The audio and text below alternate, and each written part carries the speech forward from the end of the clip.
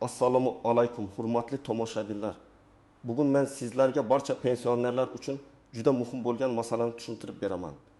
Pensiya guvohnomasi bekor qilinmoqda. Endi ko'p holatlarda eski qog'oz guvohnoma talab qilinmaydi. Ma'lumotlar elektron tartibda tekshiriladi. Bu xabar har bir pensionerga, pensionerning farzandlariga, nafaqa oluvchi fuqarolarga va ijtimoiy imtiyozlardan foydalanayotgan odamlarga bevosita tegishli. Men bu mavzuni oddiy tilda chalkashtirmasdan kim xavotir olishi kerak, kim xavotir olmasligi kerak, qaysi hujjatlar kerak bo'lishi mumkin, qayerga murojaat qilish lozim, qanday xatolarga yo'l qo'ymaslik kerakligini batafsil tushuntiraman. Videoni oxirigacha ko'ring. Chunki bitta kichik e'tiborsizlik tufayli imtiyozdan foydalana olmaslik, dorixonada chegirma chiqmasligi, transportda tushunmovchilik bo'lishi yoki pensiya ma'lumotlari noto'g'ri ko'rinishi mumkin. Hozir kanalga obuna bo'ling, videoga like bosing. Chunki men sizlarga pensiya, nafaqa, imtiyoz va davlat xizmatlari bo'yicha eng kerakli ma'lumotlarni sodda qilib yetkazib boraman. Avvalgi tartibda ko'pchilik pensionerlar yonida pensiya guvohnomasini olib yurardi. Bu guvohnoma qog'oz shaklida bo'lardi. Unda fuqaroning pensioner ekani, pensiya turi, ayrim hollarda berilgan sana va boshqa ma'lumotlar ko'rsatilardi. Odamlar transportda, sanatoriy yo'llanmasi masalasida, dorixona yoki ayrim xizmatlarda, mahalla, bank yoki boshqa tashkilotlarga borganda shu guvohnomani ko'rsatishga odatlangan edi. Endi esa davlat xizmatlari bosqichma-bosqich elektron shaklga o'tayotgani sababli pensiya guvohnomasi masalasida ham o'zgarish bo'lmoqda. Asosiy g'oya shundan iboratki, pensioner ekaningizni tasdiqlash uchun har doim qo'lingizda alohida qog'oz guvohnoma bo'lishi shart emas. Siz haqingizdagi pensiya ma'lumotlari tegishli elektron bazalarda mavjud bo'ladi. Tashkilotlar, davlat idoralari, ayrim xizmat ko'rsatuvchi joylar bu ma'lumotni elektron tarzda tekshirishi mumkin. Bu o'zgarishning sababi oddiy. Qog'oz hujjat yo'qoladi, yirtiladi, eskiradi, undagi yozuv xira bo'lib qoladi. Ba'zan odamlar uni almashtirish uchun ortiqcha vaqt sarflaydi. Elektron tizimda esa ma'lumot yangilanib turadi. Tekshirish tezroq bo'ladi va inson omili kamayadi. Masalan, pensionerning familiyasi o'zgargan bo'lsa, pensiya turi o'zgargan bo'lsa yoki qayta hisob-kitob qilingan bo'lsa, qog'oz guvohnomada eski ma'lumot qolib ketishi mumkin. Elektron bazada esa to'g'ri yuritilsa, amaldagi ma'lumot ko'rinadi. Lekin men sizlarga muhim jihatni alohida aytaman. Pensiya guvohnomasining bekor qilinishi pensiyaning bekor qilinishi degani emas. Bu juda muhim. Ba'zi odamlar guvohnoma bekor bo'lsa pensiyam ham to'xtaydimi deb qo'rqmoqda. Yo'q, pensiya huquqingiz alohida masala. Guvohnoma esa faqat tasdiqlovchi hujjat bo'lgan. Sizga tayinlangan pensiya qonuniy asosda davom etadi, agar sizning pensiya olish huquqingiz saqlanayotgan bo'lsa. Faqat tasdiqlash shakli o'zgaradi. Birinchi navbatda oddiy yoshga doir pensiya olayotgan fuqarolar bilishi kerakki, ularning pensiya ma'lumotlari pensiya jamg'armasi tizimida yuritiladi. Agar siz har oy pensiyangizni bank kartangizga yoki shaklida olayotgan bo'lsangiz, bu sizning pensiya hisobingiz faol ekanini bildiradi. Guvohnoma qog'oz shaklida bo'lmasa ham. Siz pensioner sifatida tizimda ko'rinishingiz kerak. Misol keltiraman. Olim tekis yoshli Ahmad aka har oy 1.2 so'm pensiya oladi. U ilgari avtobusda yoki poliklinikada eski pensiya guvohnomasini ko'rsatib yurgan. Endi u guvohnomasini yo'qotib qo'ydi. Avval bo'lsa endi nima qilaman? Qayta guvohnoma olishim kerakmi? deb tuman pensiya jamg'armasiga borardi. Yangi tartibda esa ko'p holatlarda uning pensioner ekani elektron bazada tekshiriladi. Demak, Ahmad aka uchun eng muhim narsa guvohnomani qayta olib yurish emas, balki pasport yoki ID karta ma'lumotlari to'g'ri bo'lishi. Pensiya tayinlangan bazada xatolik bo'lmasligidir. Yana bir misol. 62 yoshli Malika opa boquvchisini yo'qotganlik pensiya olmaydi. U yoshga doir pensiya oladi. Uning pensiyasi 980 so'm. U dorixonada ayrim imtiyozli dori vositalari bo'yicha so'rov qilganda undan pensionerligingizni tasdiqlang deyishlari mumkin. Agar dorixona yoki tibbiy muassasa elektron tizimga ulangan bo'lsa, Malika opaning ID kartasi yoki JSHSHIR raqami orqali ma'lumot tekshiriladi. Agar tizim ishlamasa yoki xodim bu tartibni yaxshi bilmasa, tushunmovchilik paydo bo'lishi mumkin. Shuning uchun men har bir pensionerga pasport yoki ID kartasini doim yonida olib yurishni maslahat beraman. Kim xavotir olmasligi kerak. Agar siz pensiyangizni muntazam olyapsiz, bank kartangizga pul tushyapti, familiya, ism, tug'ilgan sana, pasport ma'lumotlaringizda xato yo'q. Yashash manzilingiz bo'yicha muammo yo'q bo'lsa, qog'oz guvohnoma bekor qilinishi siz uchun katta xavf emas. Sizning asosiy huquqingiz saqlanadi. Faqat yangi tartibga moslashish kerak bo'ladi. Kim e'tiborli bo'lishi kerak? Birinchidan, hujjatlarda xatolik bor odamlar. Masalan, pasportda familiya Karimova, pensiya hujjatlarida esa eski yozuv bo'yicha Karimova emas. Yoki nikohdan oldingi familiya qolgan bo'lsa, elektron tekshiruvda chalkashlik bo'lishi mumkin. Ikkinchidan, boshqa hududga ko'chgan, lekin pensiya hujjatlarida eski manzil qolgan fuqarolar. Uchinchidan, nogironlik pensiyasi olayotganlar, chunki ularda pensiya huquqi tibbiy mehnat ekspertizasi yoki nogironlik muddati bilan bog'liq bo'lishi mumkin. To'rtinchidan, boquvchisini yo'qotganlik pensiyasi olayotgan oilalar. Ayniqsa farzand 12 yoshdan oshgan bo'lsa va o'qishni davom ettirayotgan bo'lsa, tegishli ma'lumotnomalar muhim ahamiyatga ega bo'ladi. Keling, buni raqamli holat bilan tushuntiraman. Farhod ismli talaba 19 yoshda. Otasi vafot etgani sababli boquvchisini yo'qotganlik pensiyasi oladi. U kollej yoki universitetda kunduzgi ta'limda o'qiyotgan bo'lsa, pensiya olish huquqi ma'lum shartlar asosida davom etishi mumkin. Agar o'qish joyidan elektron ma'lumot bazaga tushmasa yoki ma'lumotnoma vaqtida topshirilmasa, tizimda u endi huquqqa ega emasdek ko'rinishi mumkin. Bunday vaziyatda muammo guvohnomada emas, asosiy ma'lumotning yangilanmaganda bo'ladi. Shu sababli Farhodga o'qish joyidan ma'lumotni tekshirtirish, pensiya jamg'armasiga murojaat qilib, pensiya huquqi bo'yicha yozuvlar to'g'riligini aniqlashtirish kerak. Nogironlik pensiyasi bo'yicha ham alohida tushuntiraman. Masalan, Zaynab opa 2 guruh nogironlik pensiyasi oladi. Pensiyasi 20 million 100 ming so'm. Uning nogironlik muddati 1 yilga belgilangan bo'lsa, muddat tugaganda tibbiy ko'rikdan qayta o'tishi kerak bo'lishi mumkin. Agar u pensiya guvohnomasi bekor bo'ldi, endi hech narsa qilish shart emas deb o'ylasa, xato qiladi. Guvohnoma shakli bekor bo'lishi boshqa. Nogironlik muddati va pensiya huquqini tasdiqlash boshqa masala. Shuning uchun nogironlik pensiyasi oluvchilar o'zlarining tibbiy hujjatlari, nogironlik muddati va qayta ko'rik sanasini alohida nazorat qilishi kerak. Yana bir muhim holat, ayrim tashkilotlar hali ham eski odat bo'yicha qog'oz guvohnoma so'rashi mumkin. Masalan, sanatoriy yo'llanmasi, mahalliy imtiyoz, kommunal xizmat bo'yicha chegirma yoki boshqa xizmatlarda xodim, pensiya guvohnomangiz bormi deb so'rash ehtimoldan xoli emas. Bunday paytda siz vahimaga tushmang. Avvalo ID kartangizni ko'rsating. Pensionerligingiz elektron bazadan tekshirilishini so'rang. Agar xodim buni bilmasa, rahbariga yoki mas'ul mutaxassisga murojaat qiling. Chunki ko'p hollarda muammo qonunda emas. Joylardagi xodimlarning yangi tartibdan yetarli xabardor emasligida bo'ladi. Endi men ko'pchilik e'tibor bermaydigan nozik jihatlarni aytaman. Birinchi nozik jihat. Elektron tizimdagi ma'lumot bilan sizning amaldagi hujjatingiz mos bo'lishi kerak. Agar siz ID karta olgan bo'lsangiz, lekin eski pasport ma'lumotlari pensiya bazasida qolgan bo'lsa, ayrim tekshiruvlarda muammo chiqishi mumkin. Bu har doim pensiya to'xtaydi degani emas, lekin xizmat olishda ortiqcha yurish-turishga sabab bo'ladi. Ikkinchi nozik jihat, JSH raqami. Hozir ko'p federal xizmatlar aynan shaxsiy identifikatsiya raqami orqali ishlaydi. Ba'zi keksa fuqarolar bu raqam qayerda yozilganini ham bilmaydi. Men tushuntiraman, ID karta yoki pasport ma'lumotlarida shaxsiy raqam bo'ladi. Davlat xizmatlari, pensiya, soliq, tibbiyot, bank tizimlarida aynan shu raqam juda muhim. Agar JSH noto'g'ri kiritilsa, tizim sizni boshqa odam bilan adashtirishi yoki ma'lumot topilmasligi mumkin. Uchinchi nozik jihat, bank kartasi va pensiya ma'lumotlari. Pensiya guvohnomasi bekor qilinishi bank kartangizni almashtirish kerak degani emas. Agar pensiya kartangiz ishlayotgan bo'lsa, pul tushayotgan bo'lsa, karta muddati tugamagan bo'lsa, hech qanday shoshilinch harakat qilish shart emas.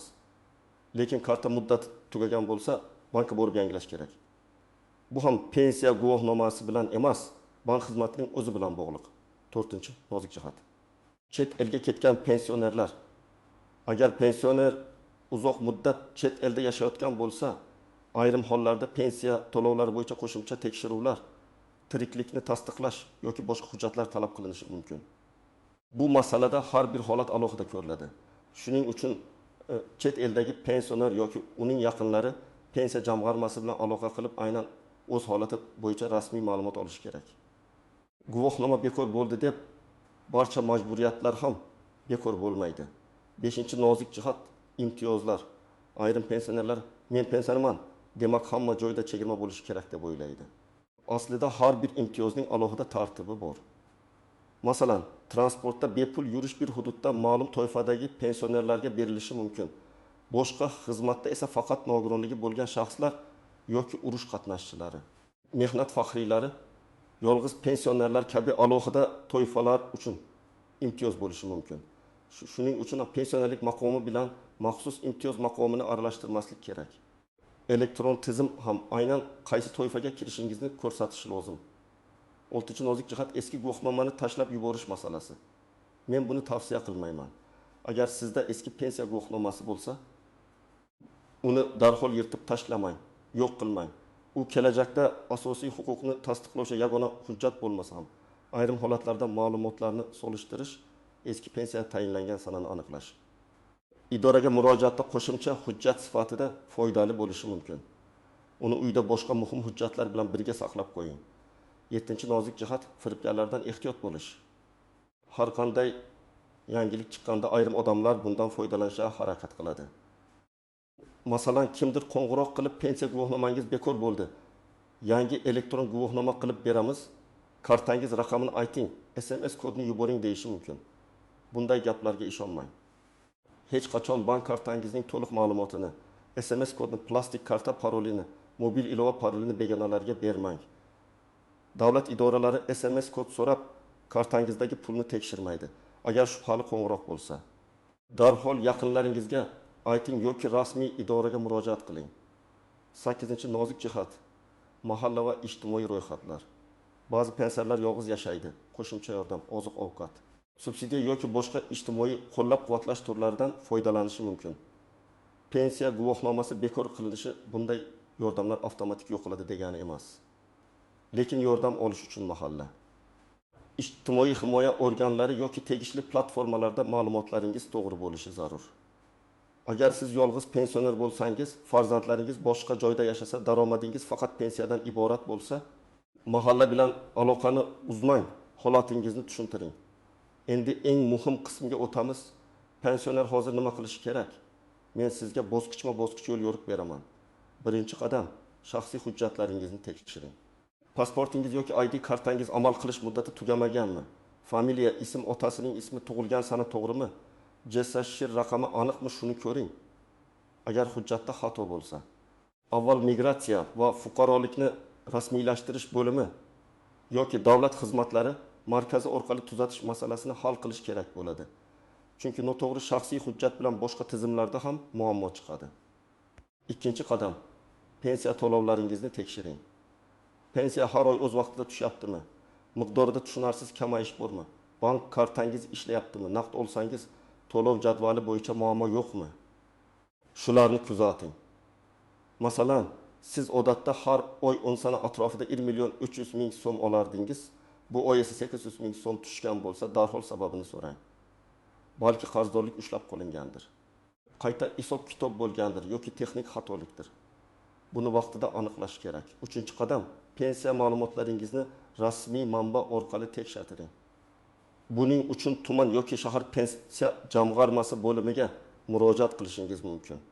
Shuningdek, davlat xizmatlari markazi orqali ayrim ma'lumotnomalarni olish imkoniyati bo'lishi mumkin. Agar elektron xizmatlardan foydalana olsangiz, My.gov.uz kabi rasmiy portallar orqali mavjud xizmatlarni tekshirishingiz mumkin. Lekin internetdan foydalanishni bilmasangiz, farzandingiz, nabirangiz yoki ishonchli yaqin insoningizdan yordam so'rang. Faqat begona odamlarga shaxsiy ma'lumotlaringizni bermang. 4-qadam, agar tashkilot sizdan qog'oz pensiya guvohnomasini talab qilsa, xotirjam harakat qiling. Ularga pensionerlik ma'lumoti elektron tartibda tekshirilishi mumkinligini ayting. ID karta yoki pasportingizni ko'rsating. Agar ular baribir qabul qilmasa, rad etish sababini yozma shaklda berishlarini so'rang. Ko'pincha yozma javob so'ralganda xodimlar masalani diqqat bilan ko'rib chiqadi. Rahbaridan so'raydi va to'g'ri tartibni aniqlaydi. Og'zaki bahslashishdan ko'ra rasmiy yo'l bilan murojaat qilish samaraliroq. 5-qadam. Eski guvohnomangizni saqlang. Men yana takrorlayman, uni tashlab yubormang. Uni alohida papkaga soling.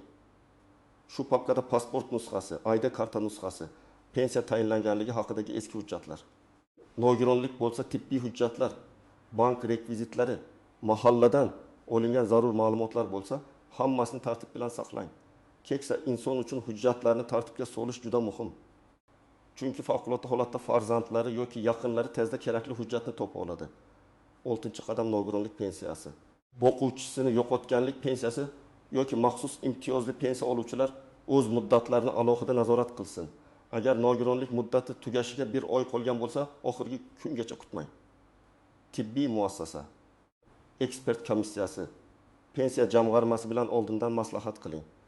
Agar talaba boquvchisini yo'qotganlik pensiyasi olayotgan bo'lsa, o'qish joyidan kerakli ma'lumot o'z vaqtida berilganini tekshirsin. 7-qadam. Firibgarlardan himoyalaning. Agar kimdir telefon qilib, yangi pensiya guvohnomasi uchun pul to'lang, kartangizni blokdan chiqaramiz, pensiyangiz to'xtamasligi uchun SMS kodini ayting desa, bu juda xavfli belgi. Davlat xizmatlari uchun to'lov bo'lsa ham, u faqat rasmiy kassalar, bank ilovalari yoki rasmiy portallar orqali amalga oshiriladi. Hech qachon shaxsiy kartangizdagi maxfiy ma'lumotni telefonda aytmang. 8-qadam. Yaqinlaringizga ham tushuntiring. Ko'p pensionerlar internetdagi yangilikni to'liq tushunmasligi mumkin. Kimdir qo'rqib qoladi, kimdir endi pensiya bermas ekan deb noto'g'ri xulosa qiladi. Agar siz bu videoni ko'rayotgan bo'lsangiz, ota-onangizga, bobo-buvingizga, qo'shningizga tushuntiring. Guvohnoma shakli o'zgarayotgani pensiya huquqi yo'qoladi degani emas.